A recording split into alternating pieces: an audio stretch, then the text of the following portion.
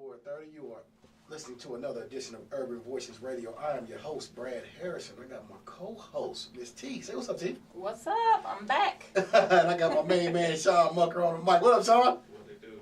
Hey, today in Louisville, we have some very, very, very special guests in the studio. And these guests have come because they are advocating the opening of the old boys club that was on Ormsby Avenue. That's what, 16th and Ormsby? 16th and Ormsby. 16th and Ormsby. So I'm gonna let you guys introduce yourself. So first on the mic, we got, what's your name? My name is Gene Courtney. Gene Courtney. And look, you can't see it here, but Gene Courtney here clean, man. Oh, Gene, they got the gold necklace on. Oh, gee. Yeah, but they came in because we've been having kind of an epidemic and tragedy in the city of Louisville right now. So we're going through extreme violence.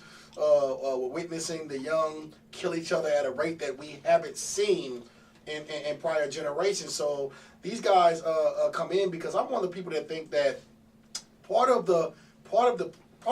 Well, the number one part of the problem is poverty. But in addition to that, our young people just don't have things to do like they had in prior generations. So I mean, with cutbacks in spending, cutbacks in budgets, you're seeing rec centers, community centers, and particularly boys and girls clubs have been closed or scaled back. Yes, sir. So give me your name again? Gene Courtney. Gene Courtney. So Gene, what would you like to see happen with the Boys and Girls Club? Well, we'd like to get it open back up because there's a variety of things that we could do. We have cooking classes and computer classes, workshops. You know, put something in there for the kids to have to do. You know, because like I said, they got idle time. They don't have enough to do.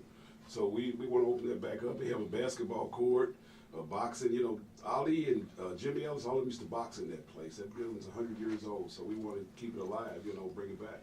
Man, those are my old stomping grounds. I spent a lot of time. Yes, sir. Yes, sir. On that block. A lot of times. So, how long now has that facility been closed? Well, it's not closed. Our church is in there. The Union Missionary Baptist Church is in there, where Reverend Carr is pastor. And we've been there. I've been there going there for 2 years myself. And they've been there for longer. I think they've been there about 15 years. So it's alive, but it's just we don't have any activity as far as a whole lot for the kids to do. We're working on that now. We've been working on it. We've come together with Adopt Our Neighborhood, and we've got a community together down there. So we're working on putting something together. Look, now I'm good to hear. I'm glad to hear this, right? Because instead of people coming together in time of tragedy, often we come at each other. Yes. And one of the first things I hear from people always is, "What are the churches doing?" Right. And that's something you always hear. Right. So I'm glad to hear that you are a part of a church. Yes, sir. At the same time, you are actually trying to do something to make a positive change. Yes, sir. In this community. Yes. Like I said, you know, the kids don't have enough to do. We want to start having movie nights. When I was coming up, we had places to go all over the place. Cabbage Patch, you know, St. George, St. Benedict, they were all over the place. You had choices of where you wanted to go. But now they don't have that, and I think that's one of the major problems, you know, that kids don't have enough to do. So that's what we're working on. So do you think that there's not enough to do, or there is plenty to do? Because, see, I've heard the opposite. I heard that there is a lot of stuff out there. It's just that people don't know where these things are, or they don't know where to go get the resources to find out, you know, what's going on for these young people. Well, they have a lot of things going on, and I don't knock the things that's going on, but you got to have a variety of things going on, because I look at it like it's like when two kids come out of school, out of high school, you know, some want to go to college, and some just say, "Give me a job, just give me something to do." You know, you have that two groups of people. So we want to open up something where you have for that other group and say, "Hey, we want to just learn how to do houses or learn how to fix up stuff." You know, so you got to, you know, address that group too. Okay, so let's get down to the nitty gritty. So, in the community, particularly this Boys and Girls Club, it's a matter of resources, right? True. So you need resources to operate this facility. Yes, we do. So how much do you think it'll take to get this facility up and running? Are you trying to raise money for this? Yeah, we're trying to raise money. We got to go for Before you get started, what's your name? Henrietta Dean. Henrietta Dean. All right. Go on. Before you jump in and tell them about the GoFundMe, give them a little bit about yourself, Henrietta. We are. I'm Henrietta Dean. I live on 15th and Ormsby. I'm one of the residents, and I've been there 22 years. And I thought I was going to retire from neighborhood things, but something happened in the area that put me back out there. So we opened up Adopt Our Neighborhood, which is a block watch located from 15th West Orangeby to 18th in West Orangeby. And we were founded in August 2016. And we are a multifaceted purpose for the enrichment and potential growth enhancement for the citizen of the California and Portland area. But yes, we would like to raise $100,000 because in order to get the Boys Club, well, not Boys Club, we're going to call it Orangeby Community Center. You don't want to leave the girls out. Yeah, yeah, we can't do that. Yeah. But we have started a GoFundMe.com Orangeby Community account because we would have to purchase the church in order to. Okay. So to open up this facility, you have to purchase the church as well. Right. So it's safe to say we're trying to map like the block. Yeah, Yes. in a sense. Yes, and we're trying to get where we can renovate the houses and make homeowners out of people instead of everybody renting, and teach them what it is to own a home, how to take care of a home. Yeah, because you take care of things better when you're buying versus when you're renting. Yes, you do. I go through that with my kids. They take care of their stuff better than they take care of the stuff I buy. Yeah. They ain't buy it. Yeah, so true. Now, So true. outside of the GoFundMe, what else are you all doing to try to raise money? Like, have you looked into trying to write grants or get grants? We wrote a grant, which we didn't get, but we will continually write grants. We do.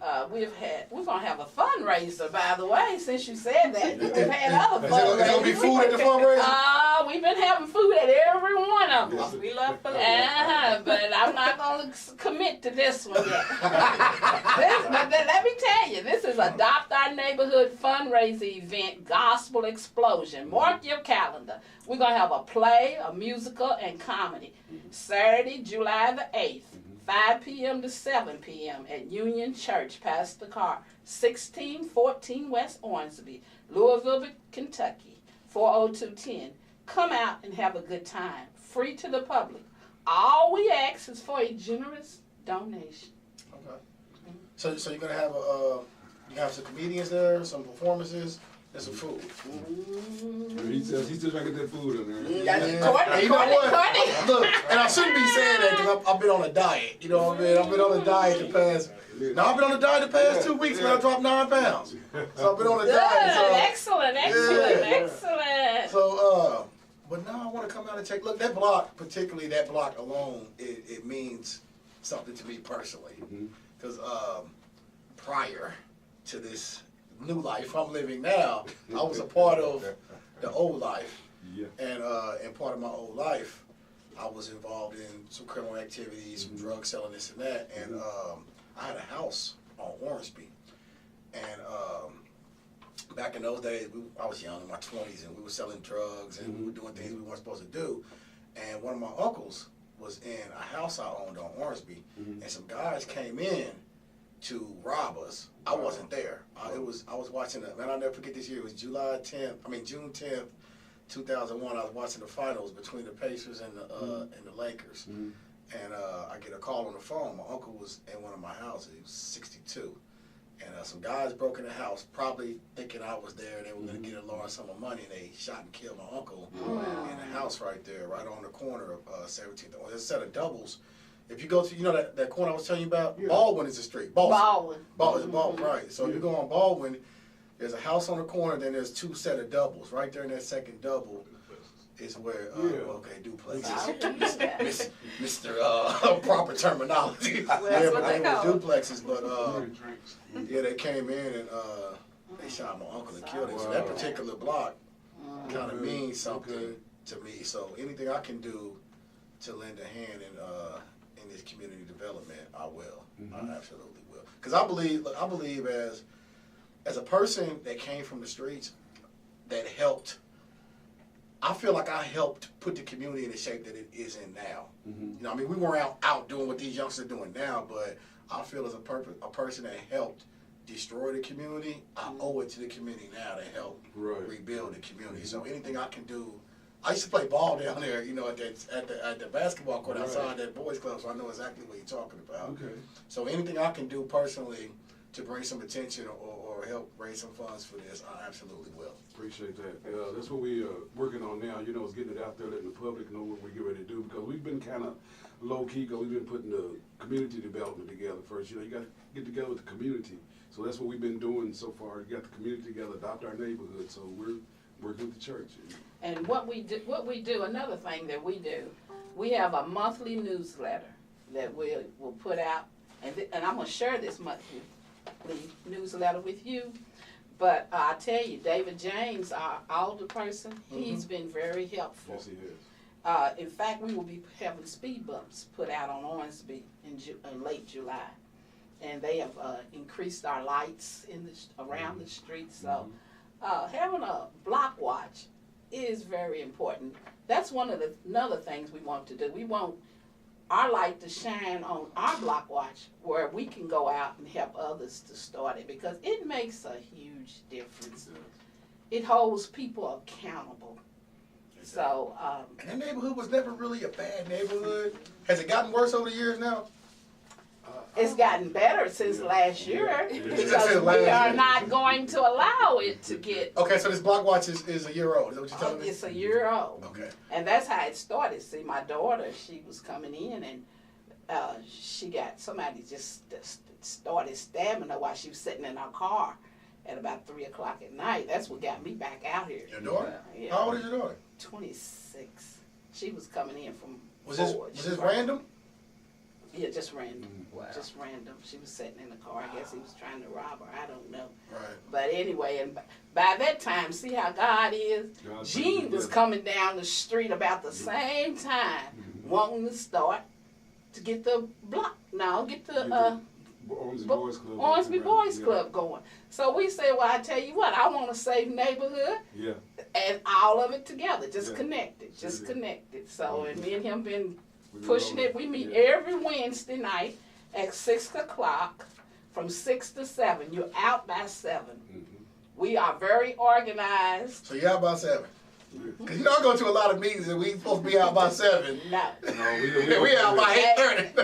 No, from 6 to 7, we're very organized. We Okay. do our minutes and we go to the different meetings around town to let everybody know what's going on.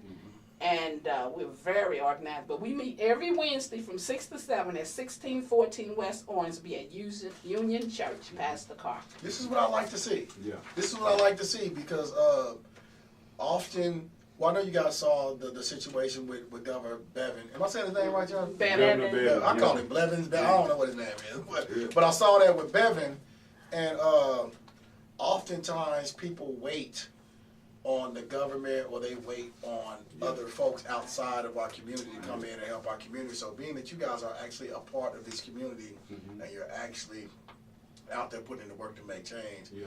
it means a lot. Like I said, anything I can do, I absolutely will. Because I know these youth are kind of misguided. And I don't shun them because I was misguided, you know, but talking to someone or seeing someone that's been there and now on the other side of things, if I can, you know, lend a hand in that part, I absolutely will. Because sometimes they relate to people that have experienced some things that they have experienced themselves. So. And another thing, if anyone wants to know about our organization and what we have done, they can go to adoptourneighborhood@gmail.com. And the different events that we have, Ryan over here tapes them and he puts them on the Ormsby Boys Club. social media. What is it, Ormsby Boys? Is it a site for that or something? Yes, it is. Ormsby, what is it, Ormsby Ormsby Boys? Boys Club reunion. Ormsby We had a Boys reunion Club there. reunion. Okay. So all you guys been in this neighborhood for years? Sean's got it. We grew up, I grew up there. I used to live all over down the West End, you know. I live out in the South End now, but I used to come through there all the time on the regular. That was part of my tour when I was. Hey, let me ask, the Kings get any better? They're still there. But I don't know about the better, but they're still there. They still there? Yeah, but White you know- House still there too? I think it's White House. White Yeah, House. yeah, White House. Yeah, they're still there, the liquor store. But you know, talking on this, we're getting out a little bit at a time, and I had a friend of mine that found out what we were doing, and he donated, came by my house and gave me a $500 donation. And this program we got coming up the 8th, it was a friend of mine they met in at a music store, and they're coming out. It's a white group, and they're coming out to perform with us on the 8th of next month. Okay. All right, so before we wrap it up, is there any more information you need to get out there about the Boys Club, about your church, about your organization, or anything you want people to know? Just put Adopt Our Neighborhood fundraiser event, Gospel Explosion, on your calendar, Saturday, July the 8th, from 5 p.m. to 7 p.m., Union Church, Pastor Carr. Hey, now you know I'm a professional food taster, so I'm gonna come out. For you, I just might cook. You know what? For you, I'm Check this trying. out. We're peach cobbler specialists too. Oh, your peach cobbler We're specialist? peach cobbler specialists. We're gonna do that just for you. Hey, now you know what the most important part of peach cobbler is, right? What's that? The crust. Hey, I got you covered. I got you covered. Yeah, we got him covered. We got you covered. All right, so I'll be out there on the 8th. What time does it start again? From 5 p.m. to 7 p.m. It's a Saturday, right? Yeah. July 8th, so right after the 4th of July. Mm-hmm. All right, so Saturday, July 8th, 5 to 7. 5 to 7. Mm-hmm. I'll be there. I'll definitely be there. Thank you. Thank you. All right, I thank y'all for coming out. No problem. Thank you. Thank you.